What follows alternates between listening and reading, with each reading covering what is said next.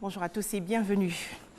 Début aujourd'hui en Côte d'Ivoire des travaux d'ouverture de l'embouchure de Grand Bassam dans la région sud du pays. Cette opération devrait permettre d'améliorer le renouvellement des eaux de la lagune ébriée en favorisant l'échange entre la mer et la lagune et également évacuer les eaux et apports du fleuve Comoé vers la mer lors des crues.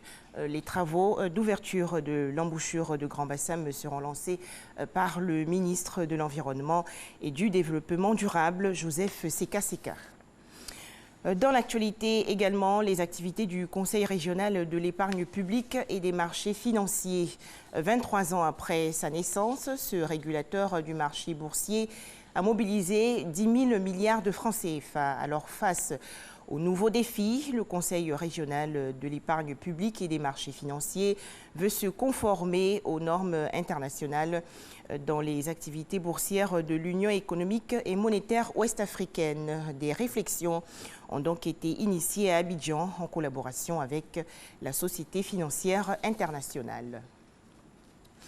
Selon une étude du groupe intergouvernemental d'experts, le changement climatique pourrait faire baisser le produit intérieur brut de la Côte d'Ivoire et faire perdre entre 380 et 770 milliards de francs CFA au pays. Le secteur agricole qui contribue à la croissance économique ivoirienne est également vulnérable. Plus de 400 000 personnes dans les zones centre et centre-ouest ont été victimes en juillet dernier. Une mutuelle d'assurance panafricaine en collaboration avec le gouvernement ivoirien vient donc de décaisser plus de 400 millions de francs CFA pour leur venir en aide. C'est un reportage de Francis Boifo. La Côte d'Ivoire reçoit un chèque de la mutuelle panafricaine de gestion des risques, African Risk Capacity, ARC, 8 mois après la souscription à 2 polices d'assurance. Au regard des déficits pluviométriques enregistrés dans le centre du pays, notamment dans les régions de la vallée Hambol, le Béké et le Maraoué, l'assurance ARC Limited versera incessamment 440 millions de francs CFA au gouvernement de la Côte d'Ivoire. Cette somme viendra compléter le dispositif de transfert d'argent mis en œuvre par le ministère de la Solidarité. Ce décaissement rapide de fonds a l'avantage d'assister les populations touchées dans un délai relativement court, leur évitant ainsi de sombrer dans la précarité. Au total, plus de 400 000 personnes touchées par la sécheresse en juillet 2019 bénéficient de cette aide de l'ARC. Je voudrais vous exprimer toute la gratitude du gouvernement et vous rassurer par la même occasion que la Côte d'Ivoire entend prendre toutes les dispositions utiles afin que les fonds reçus soient utilisés pour la cause des populations affectées. La Côte d'Ivoire a ratifié, selon le ministre de l'Économie et des Finances, Adama Coulibaly, le traité portant création de l'ARC en octobre dernier et a pour ambition d'accompagner l'institution dans la lutte contre les risques liés au changement climatique. Le pays est candidat pour abriter le siège de African Risk Capacity à Abidjan.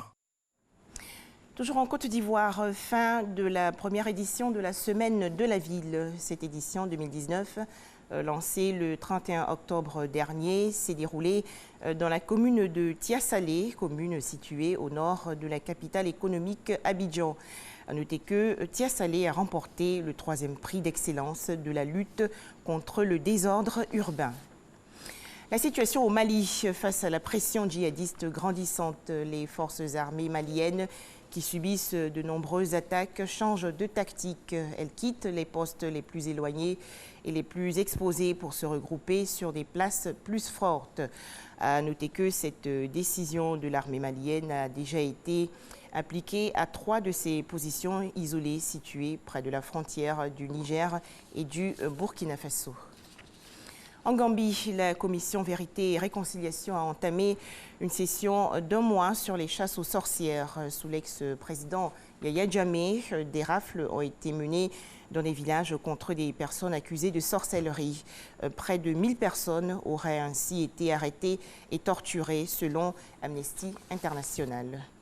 Enfin, le président bolivien Evo Morales a annoncé hier dimanche à la télévision nationale qu'il démissionne, une décision après 3 semaines de fortes protestations contre sa réélection à un 4e mandat. Il faut aussi noter que l'armée et la police bolivienne ont également réclamé son départ.